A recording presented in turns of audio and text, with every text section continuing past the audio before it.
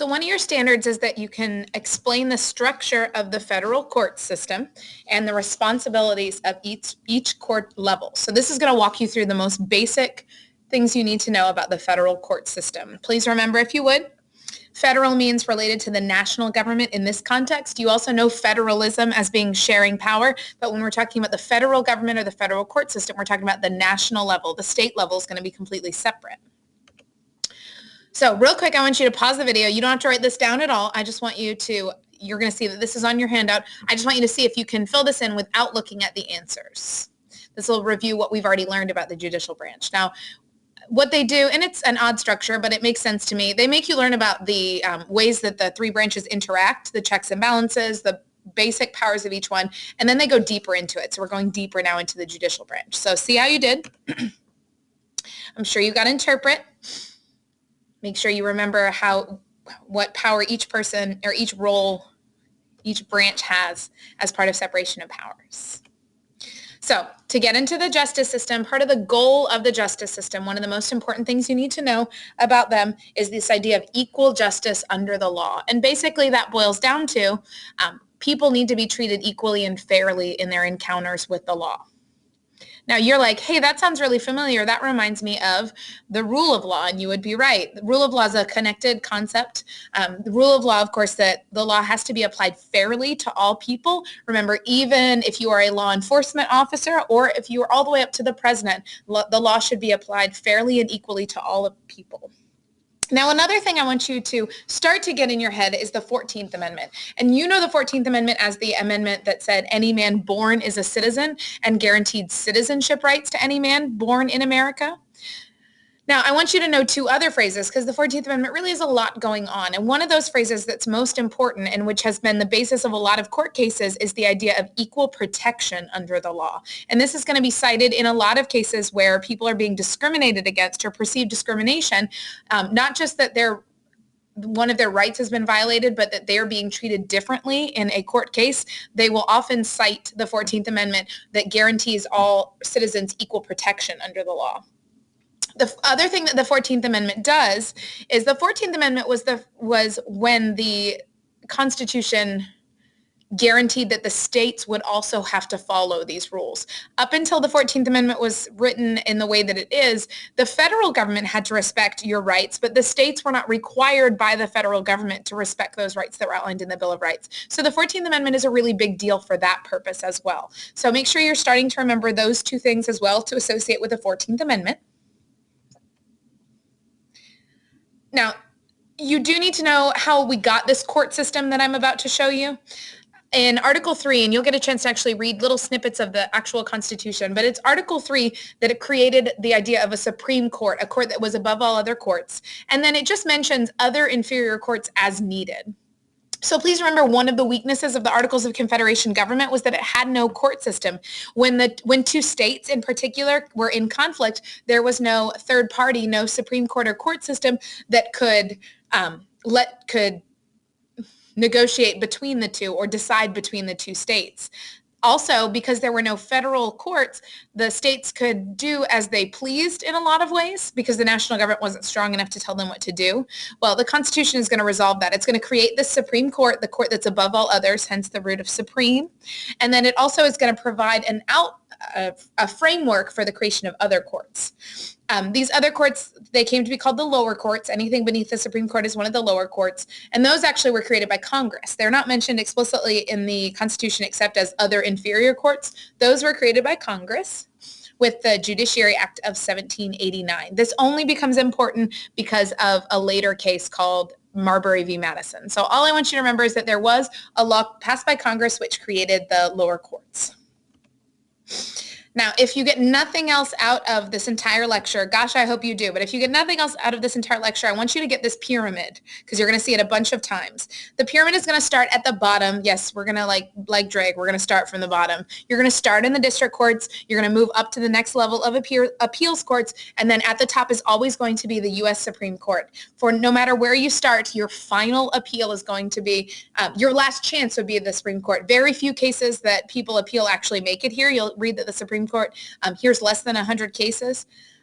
So while you're not guaranteed to make it there, that would be your last resort. So please remember this pyramid, that you're going to start in the lowest court, the district court.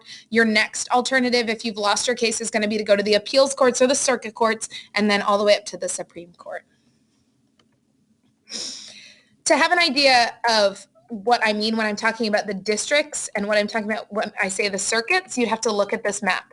Now, pay attention, if you would, take a look at the districts and then the circuits especially. Take a look at on the U.S. Courts of Appeal, you'll see that there are 13 circuit courts nationwide. So here you see courts 1 through 11. You don't see the DC court and another court on here, but you'll be able to see the big numbers there represent, and the big numbers and the color schemes represent the circuit courts of appeal.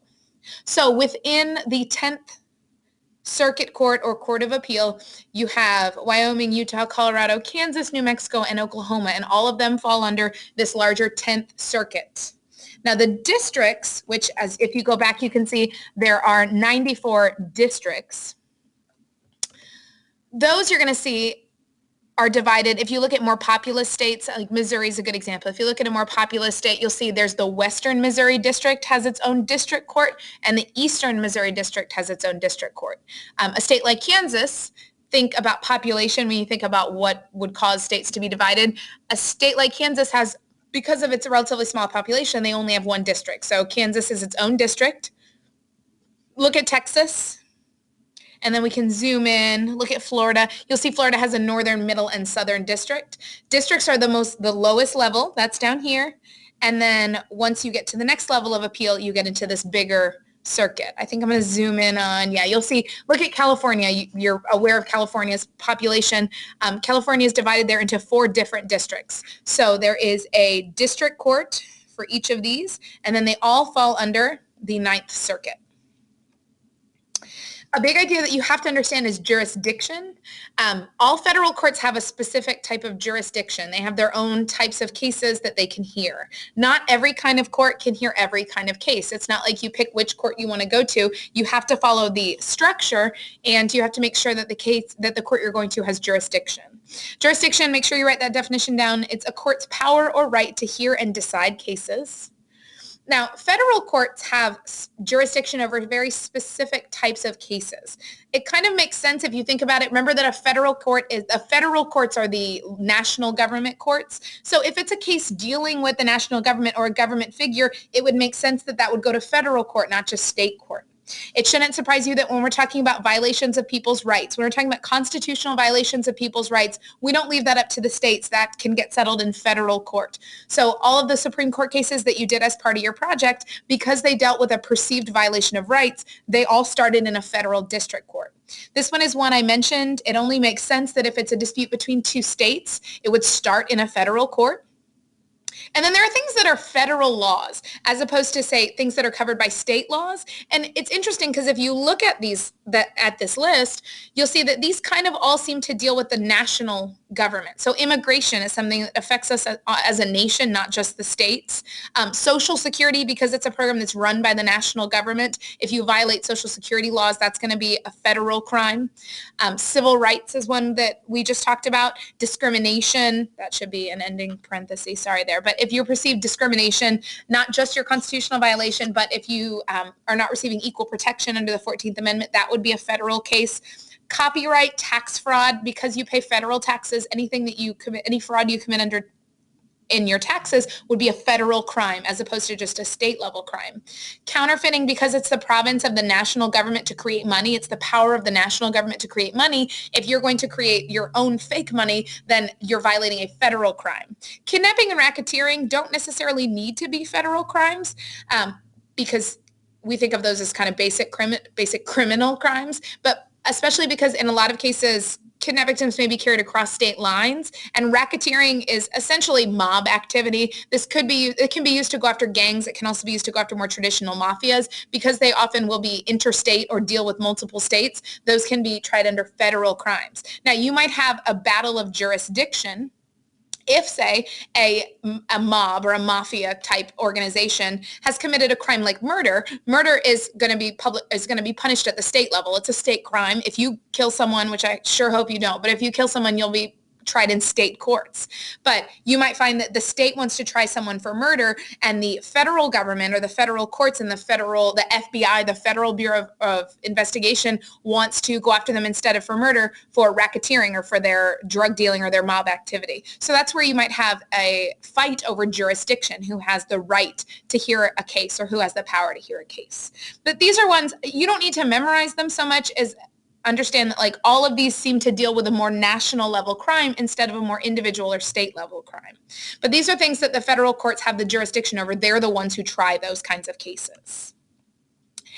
This is not a real difficult concept, but you're going to have to get the hang of it. Original jurisdiction is the fact that certain courts have the power to hear a case first. And it's not just that they have the power to, it's that they have to. You can't skip over the lower court. So if we go all the way back to here it is. If we go all the way back to our pyramid, you can't skip over this part and just decide you're going to go straight to the Court of Appeals or the next level because you think your case is important. Your case, if it is a federal case, if it is a federal crime or a federal concern, has to start in the district courts. They always have original jurisdiction. So federal trials, if they're criminal cases, then they're going to be trials. If you've been charged with a federal crime like kidnapping, like violation of copyright, like tax fraud, you would start in a criminal trial at the federal level. And if you're dealing with a lawsuit, so something where a crime hasn't been committed, but say a violation of your rights, or you've been discriminated against, then you would bring a lawsuit. But either way, they have to start in the district courts. They have to start at that low level. You can't bypass it. You can't, even though you think it's important, take it straight to the Supreme Court. Appellate jurisdiction. Appellate is just a word that relates to appeals. So if you get the hang of that, it becomes easier. You do need to know what an appeal is. So the idea of an appeal is that there are higher courts that have the power to review decisions made by the lower court. So when you lose in the lower court here, that's not the end. You have the right to ask for an appeal. Now, they are not forced to take your case. The judges will decide the merits of your case, but you haven't lost immediately by losing here. You have the chance to appeal to a higher court, and only after you've gone through that middle level could you then possibly appeal to the Supreme Court. But they take a very, very small percentage of the cases that are requested of them. Whew. So cases are appealed if you want a second opinion. When the loser decides, you know what, I need a second opinion. I want someone else to look at this. I think the district court has made a mistake. Then you will bring it up to the Court of Appeals and it will be reviewed. Now, there's not a jury at this level. Only at the bottom will you have a jury, and that's only in the case of a criminal trial. But when you get up to the Courts of Appeals, you're dealing with just a judge, or usually a panel of judges. I keep going back and forth. So the U.S. district courts always have original jurisdiction. Most importantly, you have to start there. You have to work your way up through the pyramid. And then you have the U.S. Circuit Courts of Appeals. Remember, that goes all the way back. Sorry, I have to do a lot of flipping. That goes all the way back to this idea that if my case started if I was living in Southern California, and I had felt that my rights were being violated, I'd been discriminated against, I would have to start my lawsuit in the district court. But then if I lost, I could bring it to the Ninth Circuit Court, the Ninth Appeals Court. That's the appellate court. And if they chose to take my case, they're not required to, but if they chose to take my case and appeal it, or review it, to review my appeal, then I might have the opportunity to have my case overturned or have the ruling overturned. So make sure you understand that it has to start in the district court, and that's called original jurisdiction. Make sure you understand that these upper courts of appeals, they only do reviewing lower court decisions. They don't decide the original merits of a case. They only review. So up here, that's why this one is labeled appellate jurisdiction, because these only review. They will not decide cases the first time. So don't worry, we're not going to do a lot of detail on Tinker v. Des Moines, but just as a quick reminder, here are some of the quick facts about it. You should be familiar with these by now, but the case of Tinker v. Des Moines begins in 1965. Public opinion is very divided about the Vietnam War. Supporters of the war believed that we needed to fight communism and that fighting it in Vietnam was the only way. But there were a large group of people who are pacifists. Hey, sixth grade vocabulary. Pacifists are people who believed in peace and really opposed war, and a lot of those were young people. And they had reason for feeling the way they did. 58,000 Americans ended up dying in Vietnam, many of whom were actually drafted. They were required to join their army. It wasn't their choice. Remember that one of the duties, remember that a duty is something that you are punished for if you don't do. A duty of male citizens is to register for the selective service or the draft. And that's what we're talking about when we're talking about here. And if you choose not to register for the selective service, you can be punished. That's how a duty works. So here are John and Mary Beth Tinker. You know by now that they are siblings. they were pacifists and they decided they were going to wear armbands to protest the war. The principals believed that these protests were going to be distracting. As soon as they did it, the school decided they would have a school rule that banned all kinds of armbands, but specifically, of course, this was targeted at them. John and Mary Beth get suspended from school. Their parents, who you're going to get to hear about them because you're going to see a short little interview with Mary Beth Tinker talking about it. Their parents sued the school district. Now, of course, because this is a case where they felt that their constitutional rights had been violated, especially the First Amendment, they had to start in a district court. It's a federal court case. It's not a state court case. So they started in the Iowa District Court, and they claimed that their First Amendment rights had been violated. So level 1, the bottom of that pyramid, was the district, and I want you to think about the conflict between liberty and security, because remember, that's what you're going to write about next week. But the conflict between liberty and security, they believed that they were protected under the First Amendment, that their protest was free speech. Now, Des Moines School District, of course, saw it differently. They were looking to create a secure learning environment for the other students, and they believed that this was necessary to maintain the orderly learning environment, that this would be distracting. They were on the side of safety and security. At the district court level, it's important for you to know the school district won. So Tinker lost at the first level. We wouldn't be learning about them at the Supreme Court level if they had won at the first level. But the Tinkers lost, the school district won. So they did what anyone would do that really felt that their rights had been violated, and they took it to the next level. So you know that they were in the Iowa District Court. So here they are in Iowa. So of course, if they have lost in the district court, I don't know if they were northern or southern. I would have had to look where Des Moines is. But because they've lost at the district level, they're going to take it to the next level. So they're going to go to the 8th Circuit Court of Appeal. So they go to level 2. You should be aware of the 3 options. When you appeal a case, there are 3 things that the next court can do. So you've lost here. This court has 3 choices, and any appeals court has 3 choices. Remember, they don't hear cases themselves. They only review cases already decided at a lower level. They can uphold or agree with what the lower court said. They can listen to your appeal and decide, we hear what you're saying, but the lower court was right. They can reverse it. They can decide that the lower court made a mistake, and they can say, okay, if you lost like the Tinkers did, you have now won. Or they can remand your case. And in that case, it just means we don't have enough information to decide to reverse it. So we're going to send it back for a new trial.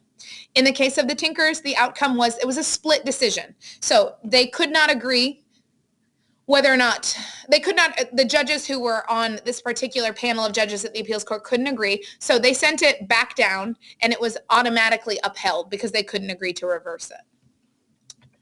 So they lost again at level 2. Now, real quick before you go on to the next level, you know that their case made it to the Supreme Court. Quick facts, you know there's 9 justices on the Supreme Court. It's important to me that you know that the Supreme Court only hears a very, very small percentage of the many, many cases that people ask them to hear on a yearly basis. They hear fewer than 100 cases.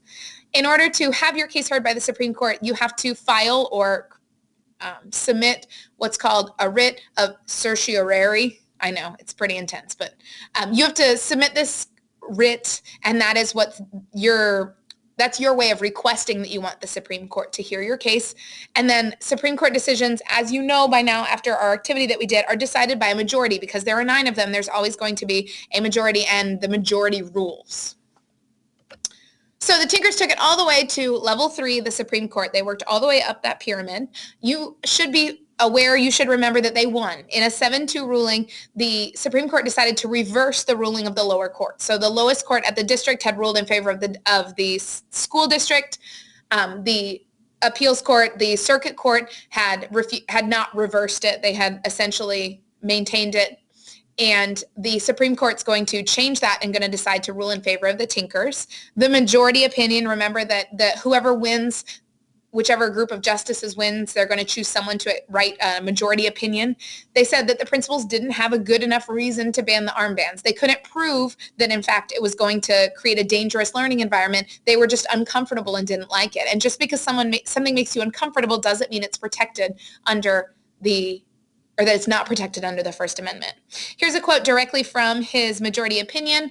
The suppression of their speech or the decision to ban the armbands was based on a wish to avoid controversy, not really to avoid any violence or really out of a provable fear of a lack of safety in the school, but they wanted to avoid the controversy of the nation's part in the war, even if that controversy was brought about or being expressed by a very silent symbol that does not provably disrupt school safety or school progress. This is that one that you have to make sure you know. This could be the kind of thing that they would put on the EOC. This is the case that made us say it can hardly be argued that students or teachers shed their constitutional rights to freedom of speech or expression at the schoolhouse gate. And that was written by the justice who wrote the majority opinion. Now, that doesn't mean that you cannot, I mean, you could read this and be like, so I have all my rights. You know you don't. You're well aware that there are limitations on what we can do, because by listening to our cases, you saw that there were times when student and teacher rights were infringed in some way for the purpose of keeping everybody safe. But at least in Tinker, they won a victory on their symbolic speech. Now, you should have a list of events from the Tinker case. I want you to put those events in order. This is a good test of whether or not you remember how the pyramid works. Make sure that you have them going in the right order. Go ahead and pause it and do that, and then I'll show you the right answer so you can see how you did.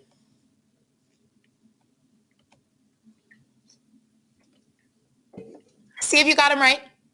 Make sure you understand that it has to start with something actually happening. The Supreme Court, and in fact, no court has the option to just decide they want to try a case unless someone brings it in front of them as a plaintiff. So when John and Mary Beth Tinker and their family brought the case in front as a plaintiff, they were complaining that their rights had been violated. That's what starts it all. And because they've been suspended, they can reasonably say that there's been some harm that comes to them. Their first, remember, this is a federal crime because it does deal with discrimination or violation of constitutional rights. They're going to take it to the district court. Please don't get district as in school district and district as in court district confused. District just means an area. So while a school district can be designed as one area, think about what our Lee County School District is. Our congressional district is completely different than that. So the area from which we elect a representative is different. So please don't get those confused. They're going to sue their school district in district court. They're going to lose. You know, the district court is going to rule in favor of Des Moines School District. They're going to take that then to the appeals, the Court of Appeals or the circuit court. And then the circuit court as well is going to, by default, rule in favor of the school district because they don't overrule it. Finally, they're going to have to bring their case all the way to the Supreme Court. And after that, you have no other recourse. You have no other option. The Supreme Court is the last stop. It's your last chance. And then ultimately, the Supreme Court's going to rule in favor of the students and is going to overturn or overrule the decisions made by both of the lower courts. So hopefully you got all of that. I like this activity. It is going to review Tinker v. Des Moines for you, so hopefully it'll keep getting stuck in your brain, but it also helps you to understand the structure of the court systems. Because remember, it all comes back to that pyramid. So here's a real short video of Mary Beth Tinker talking about her experience. This is actually her. This has a lot of details that weren't in your original case. And you'll see, like, she was essentially a girl just like you who perceived that she had been discriminated against. By 1965, when the Vietnam War was building up, there had been about 1,000 U.S. soldiers killed that Christmas. Every night on the news, there would be a body count by Walter Cronkite, the reporter. And it was very upsetting for us kids. I was a very shy girl, and so I wasn't some rebel protester, but I really believed in the messages that we had learned in church, which is that peace and love were very important. And so when some of the older kids started speaking up about the war and the images, the horrible images that we were seeing on TV of the war, I thought maybe I should try to speak up too. When the older kids just decided to wear simple black armbands to school like this, and they said, come on, we can do this. So I thought, well, maybe I will try. And so that's how I got involved with this very small action that turned into a very big case at the Supreme Court. And some people got really mad about that, and it was kind of surprising. And they sent us things like this postcard to our house, and the red hammer and sickle and the hate. They would try to say that we were communists, and my mother always said, we're not communists, we're Methodists. But people threatened to bomb our house. People called and this woman called and said that she was going to kill me. I was really surprised because I knew that we were just speaking up for peace. I had no idea that our small action would lead to the Supreme Court. really, I thought the whole thing was probably over that day that we wore the armbands. But there is a group named the American Civil Liberties Union, the ACLU. And they've been around for almost 100 years, speaking up and standing up for the Bill of Rights. That's their entire mission. They thought that young people should have rights too. And so after we went to the school board and tried to negotiate, which is a message I always give to kids, is try to negotiate first. But the ACLU offered to take it to court. And so when we appealed the case to the Supreme Court, when the ACLU did, the case was accepted by the Supreme Court, and it was heard there. And we won by 7-2 in 1969. I was so happy and surprised because I really didn't think that, a court of judges, very important people, would say that kids have rights. So my message for young people is that it's a good way of life to speak up, to stand up for a better world, and to use your rights to do that, to use your democratic rights, your First Amendment rights, the right to free speech, free press, freedom of religion, the freedom to assemble, the right to freedom to petition. You can use all of these rights to make a better world by knowing what's going on in the world and speaking up about it, and then doing something that young people are especially geared to, which is taking action. So make sure you fill out those facts about the case that you didn't know and what her big message was. So remember, if there's one thing you're going to take away from this, you're going to take away the federal court structure, that it is in a pyramid structure, which makes sense not only because you have to travel upwards, but also think about it. The Supreme Court is only 9 people. It's going to be much smaller. The district courts, you know that there are a huge number of them. And then in the middle, you have your courts of appeals. So remember the idea of original jurisdiction. You have to start your case in the district court if it's a federal crime or a federal concern. You can't skip straight to appellate because appellate courts don't hear trials or original lawsuits. They only review cases done by lower courts. I will see you in class.